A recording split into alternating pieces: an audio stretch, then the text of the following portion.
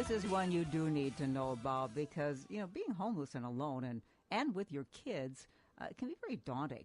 But there is a program to change that. It's called Acres of Hope, and hopefully it will be the last program that they're going to need, according to Executive Director Lisa Rizdal. Lisa, nice to have you with us in studio. Oh, it is nice to be here. Thank you very much for the opportunity. Okay, now, Acres of Hope, I have to be honest with you. I did not know it exists. Tell me I know it's a renewal program, right? Right, exactly. And I think it's a dirty dog shame you didn't know it exists. I agree.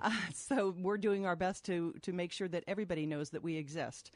Acres of Hope actually has been around since 2006. We are a renewal program for homeless women with their children.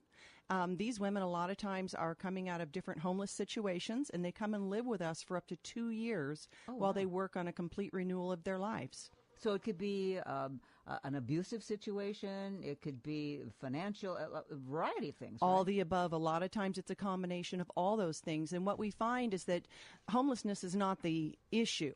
Homelessness is just one of the results that comes from a lot of negative behaviors. Those behaviors a lot of times come from those deep root issues.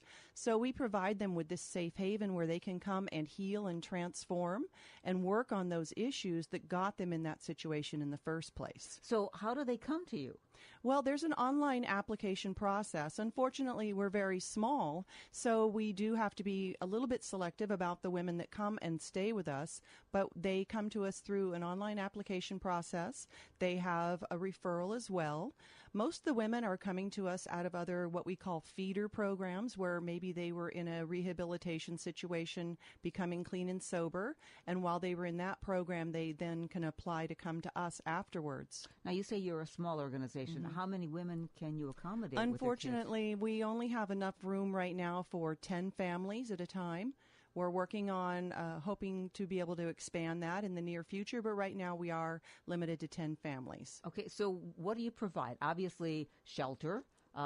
Food, whatever. What else? And whatever they need in order to become strong, independent women and loving and nurturing moms. So depending on each individual mom, we assess them where they're at and find out what do they truly need to be equipped to be successful within those 2 years that we have the time to spend with them. So not only do we provide them a safe haven and these beautiful cottages that they get to live in, but we also make sure that they learn about parenting and nutrition. If they need education, a GED, if they need job skills, all the above, whether they need to learn anger management, how to have safe relationships, how to have healthy boundaries, truly all those things they need to renew themselves from the inside, but also to work on all those external things, like I said, job skills, education, parenting skills, anger management, whatever it is they need. A lot of the moms that come to us, because of the lifestyles that they've been living, they may have open court cases or CPS cases.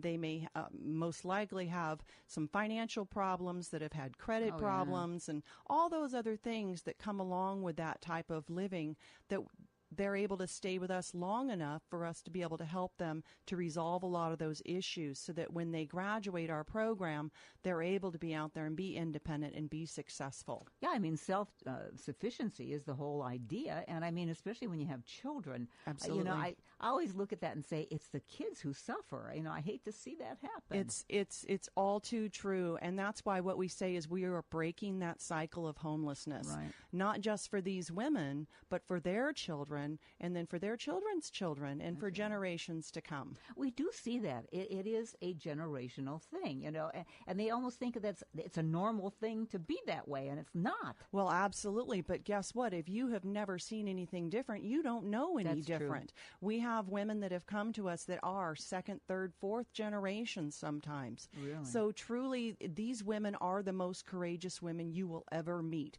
because they actually are taking a stand. They are taking that big decisive step and saying, enough. I'm not going to keep doing this. I am now going to do the really hard work and sometimes painful work to resolve all these things, not only for myself, but for my children. Have you had a good success rate? We have a fairly good success rate, and it's getting better all the time. Fantastic. So these women apply online, so they would go to what? acresofhope.com or what? It's acresofhopeonline.org. Okay. And that's where you can find all kinds of more information about our organization and about how to apply. And a lot of times, most people know somebody in their life that they've crossed paths with that they might go, wow, Acres of Hope would have really been that solution for this person in my life. So the more of us that are aware of it, the better.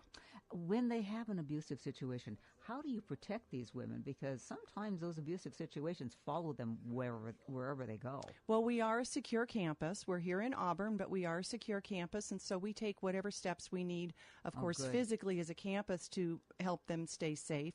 We also make sure that as we stand alongside them, if there are things that they need to do, such as restraining orders, that we make sure that they're aware of what other resources are available to them as well. Excellent. Now, you've got an event coming up called the Night of Carols. Tell me about that. Oh, it is going to be a fun family event. It's right here in Auburn. It's going to be hosted at the Salvation Army Chapel on Friday, December 15th at 6 p.m. It is a family-friendly night of Christmas caroling. We have a lot of local musicians that are going to be helping us in that effort. Nice. We've got some other community resources that are going to be there to make it fun for the kids, some activities, some goodies. So we encourage everybody to come out with the family and just enjoy kind of that old-fashioned Christmas carol night. And this is a free event, right? Well, it is a free event. We are suggesting donations of like $5 a person, but we're not going to turn anybody away. That's excellent. So how do you raise your money for Acres of Hope?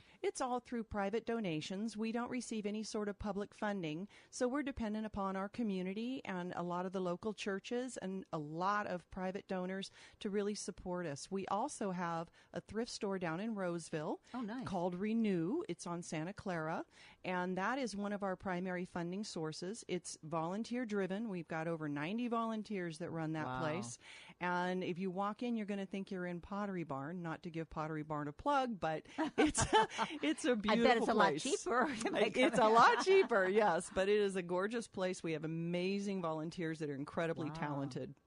Excellent. And that's on where? It's on Santa Clara, which is right near Douglas and Sunrise in Roseville.